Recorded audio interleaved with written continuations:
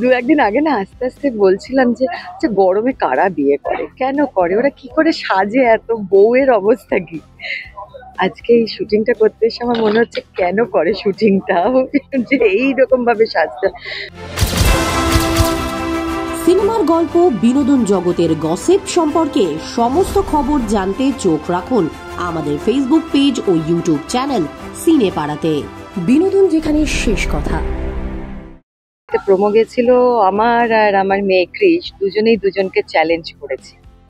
ও বলেছে আমি বিয়ের আগেই তোমাকে অ্যারেস্ট করাবো। আমি বলেছি তুই পারবি না, তোর এত ক্ষমতা নেই।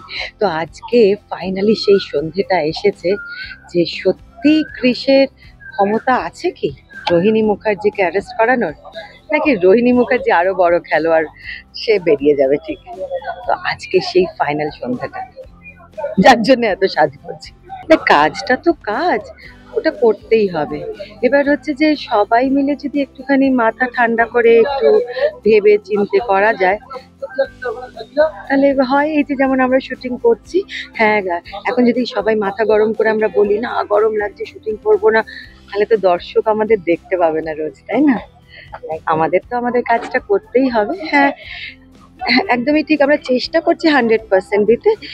হয়তো গরমে খুব কষ্ট হচ্ছে, তো গলা শুকিয়ে যাচ্ছে, একটু হাওয়া নেই, তখন একটু কষ্ট হচ্ছে, কিন্তু তবু আমরা চেষ্টা করছি আর কি 100% দিয়ে কাজটা করতে, যাতে দর্শকের ভালো লাগে। দু একদিন আগে না আস্তে আস্তে বলছিলাম যে যে গরমে কারা বিয়ে করে, কেন করে, ওরা কি করে সাজে, এত বউয়ের অবস্থা কি।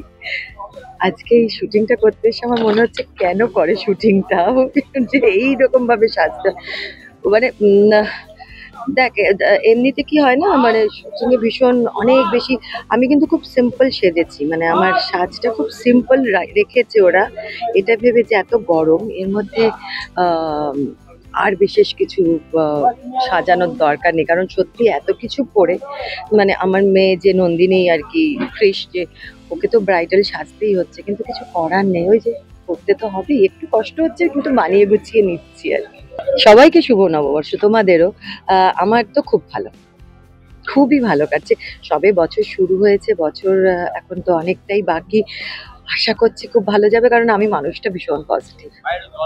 আমি আমি যদি দেখি যে একটু খারাপও হচ্ছে, আমি মনে করি, আমি না কর্মায় ভীষণ বিশ্বাস করি, তো আমার মনে হয় যে ওই খারাপটা হয়তো আমার প্রাপ্য ছিল, তাই জন্য এই সময় হচ্ছে।